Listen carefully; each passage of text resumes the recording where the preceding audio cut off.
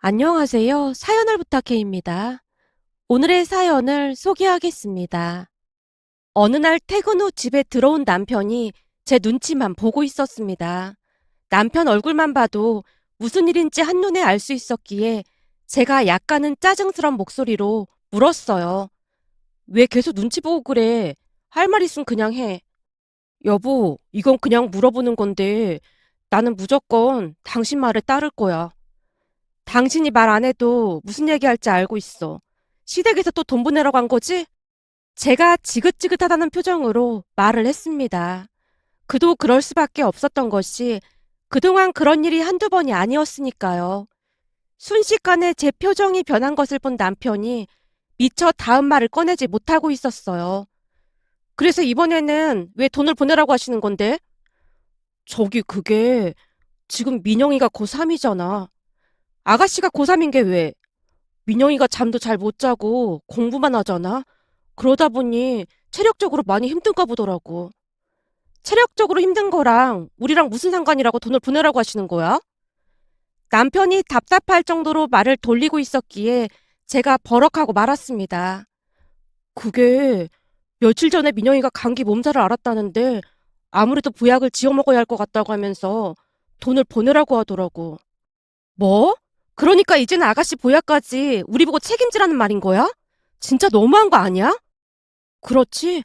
그래서 나도 우선은 안 된다고 하긴 했는데 엄마가 울고불고 난리도 아니더라고. 남편의 얼굴에 먹구름이 가득해 보였습니다. 여보, 내가 몇 번이나 말했잖아. 계속 이렇게 끌려다니면 끝도 없다니까. 지금껏 우리가 맞벌이를 했지만 돈은 얼마 모으지도 못했잖아. 이 정도면 나도 할 만큼 했다고 생각해. 그만하고 싶어. 제가 단박에 거절을 한 채 긴 한숨을 내쉬고 있었는데요. 잠시 시부모님에 대해 말씀을 드리자면 친부모가 맞나 싶을 정도로 남편에게 관심도 없었고 틈만 나면 돈을 못 뜯어가서 안달이 난 분들 같아 보였다고 해야 할까요? 당신 뱃속으로 낳은 자식인데 어떻게 그럴 수가 있는 것인지 도무지 이해를 할 수가 없었습니다. 시부모님이 남편을 못마땅해 하는 이유 중 하나가 공부를 잘 하지 못해서라고 했는데요. 우리 둘 다 지방대를 나온 것이 집안의 수치인 것 마냥 말을 하곤 했어요. 아무리 생각해봐도 뭔가 이상하다니까. 생각해봐라. 우리 둘 다 명문대를 나왔는데 우리 둘 사이에서 나온 아들이 저 모양 저 꼴인 게 말이나 되는 소리니? 그러더니만 결국에는 며느리감도 지잡대 출신으로 데리고 왔구만. 어디 가서 창피해서 말이나 꺼낼 수 있겠니? 내가 니들만 생각하면 땅으로 꺼져버리고 싶은 심정이야. 니들 결혼하는 건 안 말릴 테니까 되도록이면 얼굴 마주치지 말자. 우린 니들 없는 셈 치고 살 생각이니까.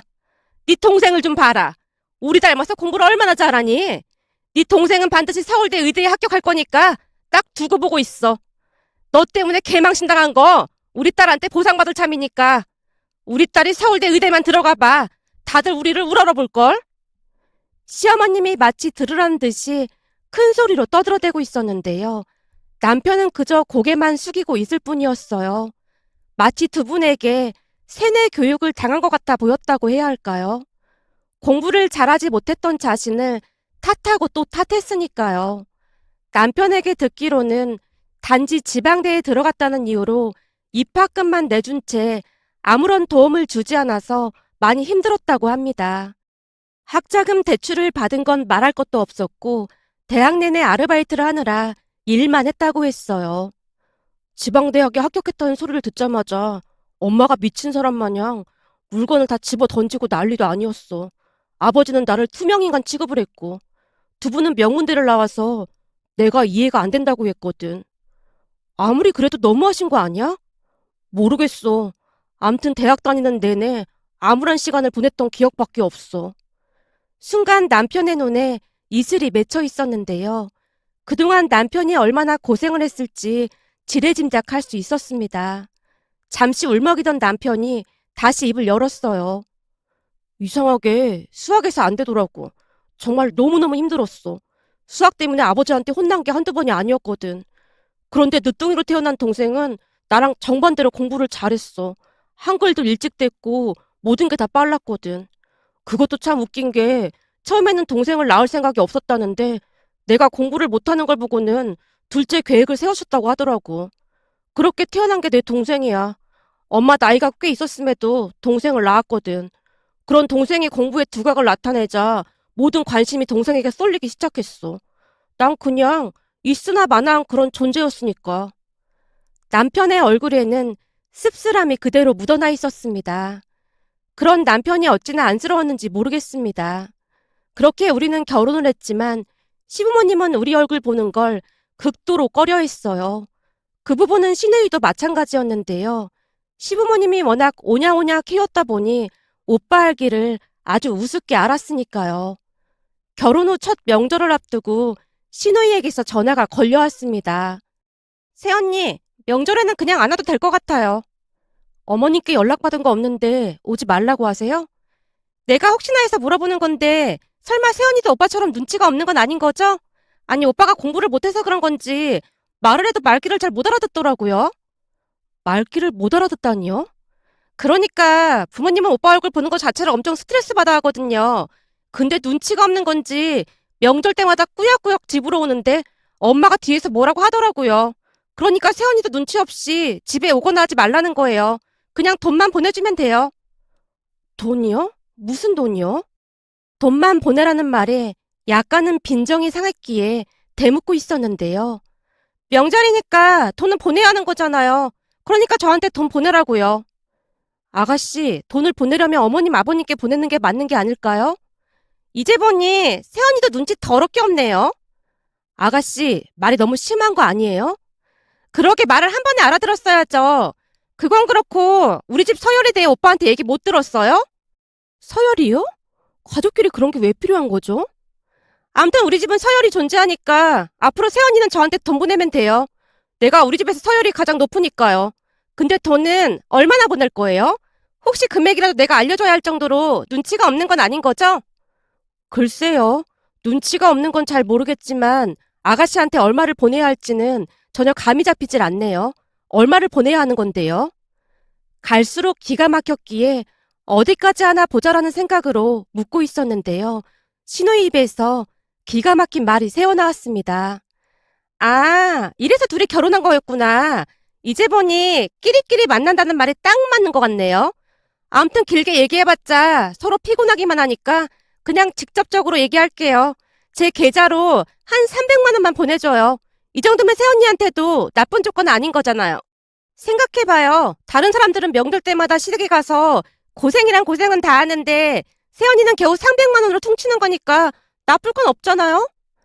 아가씨, 300만 원이 누구네 집 개 이름도 아니고 너무 쉽게 말하는 거 아니에요? 둘이 같이 벌면서 시댁에 300만 원도 못 줘요? 그렇게 열심히 공부해서 좋은 대학을 나왔으면 돈도 잘 벌고 얼마나 좋았겠어요? 이래서 머리가 나쁘면 손발이 고생한다는 말이 있는 거예요. 나처럼 공부 잘해서 서울대 의대 붙었으면 그까지 300만 원은 그냥 우스운 거 아니겠어요? 아가씨가 뭘 잘 모르는 것 같아 보여서 제가 한마디만 할게요. 사람은 공부만 잘한다고 인정받는 게 아니에요. 뭐니 뭐니 해도 이 인성이 가장 중요한 거 아니겠어요? 아가씨는 서울대 의대가 문제가 아니라 인성부터 갈아엎어야겠네요. 제가 작정하고 신우이를 비난하고 있었는데요. 갑자기 신우이가 발악하기 시작했습니다. 지금 뭐 하는 거예요? 새언니가 뭔데 날 가리키려고 들어요?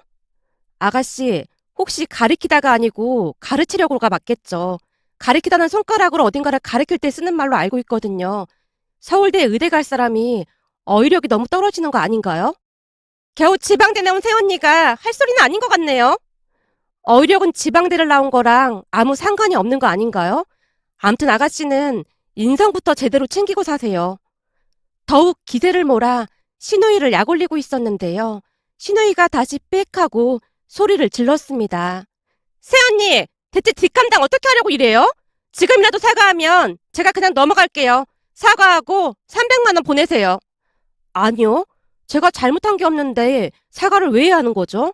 그리고 우리 둘 다 지방대 출신이라 그런 큰 돈은 없어요. 그럼 이만 전화 끊을게요. 전화를 끊으려고 하던 찰나 찢어질 듯한 신우이의 비명소리가 전화기에서 새어나오고 있었습니다. 그런데 전화를 끊고 몇 시간이나 지났을까요? 시어머님이 우리 집으로 쫓아와서 집을 발칵 뒤집어 놨습니다. 초인종이 울려서 문을 열어줬는데요. 시어머님이 제게 달려들어서는 삿대질을 하기 시작했어요. 너 대체 우리 딸한테 뭐라고 했어? 내가 들어보니 우리 딸한테 싸가지를 밥 말아 먹었다는 둥 아주 막말이랑 막말은 다 했더라. 네가 뭔데 우리 딸한테 그따위로 막말을 해? 어머님, 저는 싸가지가 없다는 말을 한 적이 없습니다. 저한테 말을 함부로 해서 그 부분을 지적한 것밖에 없어요. 뭐가 어쩌고 어째? 네가 뭔데 우리 딸한테 지적질하고 난리야? 까놓고 지잡대 출신인 네가 우리 딸한테 지적질할 만큼 지식이 있긴 한 거니? 이래서 사람은 배워야 하는 거야. 너 말 잘 들어. 누울 자리 봐가며 다리를 뻗으라는 말이 있어. 너 혹시 그 말도 모르는 건 아니겠지? 죄송한데 그 정도는 저도 알고 있습니다. 근데 제가 문제가 아니라 아가씨가 문제더라고요. 통화하다 보니까 문해력이 많이 떨어져 보이던데 수능 국어는 문해력이 떨어지면 좋은 성적 받기 힘들거든요. 그러니까 서울대 의대 보내시려면 저한테 그런 말씀을 하실 게 아니라 아가씨 문해력부터 확인해 보셔야 할 것 같습니다. 가리키다와 가르치다조차 구분을 못하면 안 되는 거잖아요. 제 성격도 그냥 호락호락한 성격은 아니었기에 제가 따져 물었어요. 그리고 시어머님과 제가 말씨름을 하고 있는 내내 남편이 안절부절 못한 채 벌벌 떨고 있었는데요. 순간 화가 머리끝까지 났던 시어머님이 마치 저 보란 듯이 옆에 있던 남편의 뺨을 올려붙이는 게 아니겠어요. 너무나 놀란 나머지 제가 소리쳤습니다. 어머님, 지금 뭐 하시는 거예요? 보면 모르니? 네가 잘못했으니까 네 남편이 대신 혼나는 거잖아. 너 잘 들어. 너 때문에 지금 우리 딸이 충격받아서 병원에 입원까지 했어. 너 따위가 뭔데 우리 딸한테 그런 짓을 할 수가 있어. 한 번만 더 우리 딸 아프게 하면 내가 니들 가만 안 둘 테니까 그런 줄 알아. 마치 남편에게서 더러운 무엇인가가 묻기라도 한 것 마냥 시어머님이 남편 뺨을 올려붙인 손을 옷으로 닦아내고 있었는데요. 그 모습에 소름까지 끼쳤습니다. 순간 두 눈을 의심할 수밖에 없었으니까요. 시어머님이 나간 자리를 살펴보니 신발을 신은 채로 들어와서 거실에 신발 자국이 또렷이 남아 있었습니다. 제가 그 신발 자국을 하염없이 바라만 보고 있자 남편이 급히 걸레를 가지고 와서 닦고 있는 모습이었어요. 그런 남편의 모습이 어찌나 서글퍼 보이던지 저도 모르게 눈물이 쏟아져 나왔습니다. 여보, 정말 미안해. 많이 놀랐지? 내가 놀란 게 문제가 아니라 당신 얼굴은 괜찮은 거야? 난 괜찮아. 하루 이틀도 아닌 걸 뭐. 남편이 별일 아니라는 듯이 배시시 웃으며 머리를 긁적이고 있었어요. 그 모습에 더욱 안쓰러운 마음이 들어 다시 한번 눈물을 쏟아야만 했습니다. 그 뒤 저는 시댁 가족들의 연락처를 차단한 채 완전히 연을 끊고 살았습니다. 그러던 어느 날은 남편 친구들이 집에 놀러와서 즐겁게 대화를 하고 있었는데요. 남편 친구 정수 씨가 안쓰러운 표정으로 제게 물었어요. 재수 씨, 민호네 본가 가족들 때문에 많이 힘들죠? 우리가 내내 옆에서 지켜봤는데 해도 해도 너무하더라고요. 민우가 재수 씨한테 많이 고맙고 미안해하고 있어요. 아닙니다. 모르고 결혼한 것도 아닌걸요, 뭐. 다행히 저는 이 사람처럼 멘탈이 약하지 않아서 당하고 있지만 않거든요. 맞습니다. 재수 씨라도 강한 사람이라 얼마나 다행인지 모르겠습니다. 그나저나 민우 본가에서 시도 때도 없이 돈을 가져가는 건 진짜 힘들 것 같아요. 민우가 우리한테 돈 빌릴 때마다 10번이면 10번 다 본가 가족들한테 보내는 거잖아요. 정수 씨가 맥주를 들이키며 말하고 있었고 같이 온 다른 친구들도 다들 동의한다는 표정으로 고개를 끄덕이고 있었습니다. 그 말에 놀란 제가 남편을 바라봤는데요. 남편이 안절부절 못한 채 울상을 짓고 있었습니다. 그런 남편의 모습에 친구들도 당황한 기색이 역력해 보였기에 우선은 제가 화제를 돌리고 말았어요. 잠시 후 친구들이 돌아가고 난 뒤 남편에게 물었습니다. 여보, 당신 혹시 나 몰래 본가에 돈을 보낸 거야? 아니, 그게 사실은 엄마가 회사까지 쫓아와서 난리를 치는 바람에 어쩔 수가 없었어.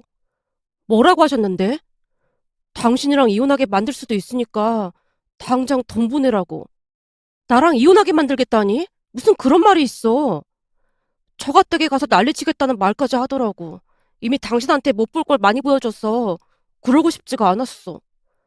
내가 진짜 궁금해서 물어보는 건데 당신 그 집 친아들이 맞긴 한 거야? 나도 살면서 내내 의심해봤는데 아버지랑 나랑 엄청 많이 닮긴 했잖아. 그렇긴 하네. 그럼 대체 얼마를 보내라고 한 건데? 그때 당신한테 300만 원 보내라고 했잖아. 근데 동생이 병원에 입원까지 했다고 500만 원을 보내라고 하더라고. 그래서 돈이 없어서 친구들한테 조금씩 빌려서 보내드렸어. 진짜 미치겠다. 당신 내 말 잘 들어? 이미 보낸 건 어쩔 수 없는 일이니까 그냥 두는데 앞으로 절대 본가에 돈 보내지 마. 혹시나 돈 보내라고 하면 나한테 사실대로 다 말하고. 내 말 무슨 말인지 알겠지? 제 말에 남편이 고개를 끄덕이고 있었습니다. 그 뒤 남편은 두 번 다시 시댁에 돈을 보내지 않았어요. 그런데 그날도 역시나 시어머님이 시누이 보약을 해먹인다며 돈을 보내라고 했다네요. 그때 저 때문에 충격을 받아서 몸이 많이 허해졌다는 말까지 곁들여서 말이죠. 남편의 말을 듣고 있는데 편두통이 느껴질 정도로 어이가 없었습니다. 하지만 저는 이미 독해질 대로 독해졌기에 절대로 돈을 보낼 마음이 없었습니다. 당신 절대로 돈 보낼 생각 하지도 마. 내 말 무슨 말인지 알았지? 당신은 이제 한 가정의 가장이야. 당신이 똑바로 처신하지 못하면 우리 가정이 흔들릴 수밖에 없어. 그러니까 정신 바짝 차리고 어머님께 당당하게 못 주겠다고 말해. 만약 회사까지 쫓아와서 난리치면 경비 아저씨 불러서 내보내라고 하고 말이야. 제 말에 남편이 비장한 표정으로 고개를 끄덕이고 있었습니다. 그 뒤 시어머님이 남편 회사에 몇 번 찾아오긴 했지만 남편이 경비 아저씨를 통해 내보내달라고 정중하게 말을 했다네요. 남편이 전혀 다른 사람 마냥 냉정하게 행동을 하자 더 이상 나타나지 않았어요. 그렇게 우리는 둘이서 아무 문제 없이 잘 살고 있었는데요. 어느 날 시어머님이 남편에게 문자 한 통을 보내왔습니다. 우리 딸 드디어 서울대 의대 붙었으니까 니들은 내 인생에서 그냥 지워버릴 참이야. 그러니까 앞으로 네 동생한테 민폐 끼칠 행동이나 하고 다니지 마. 우리 앞으로 얼굴 마주치지 말고 살자. 문자를 보던 남편의 얼굴이 무서울 만큼 일그러져 있었는데요.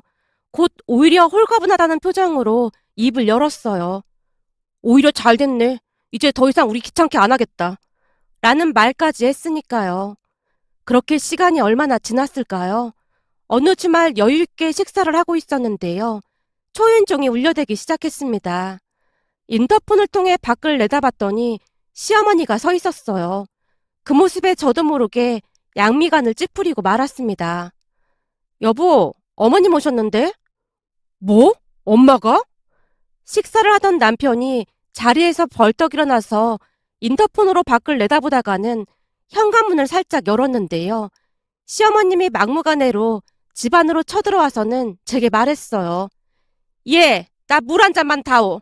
입이 바짝바짝 마르는구나.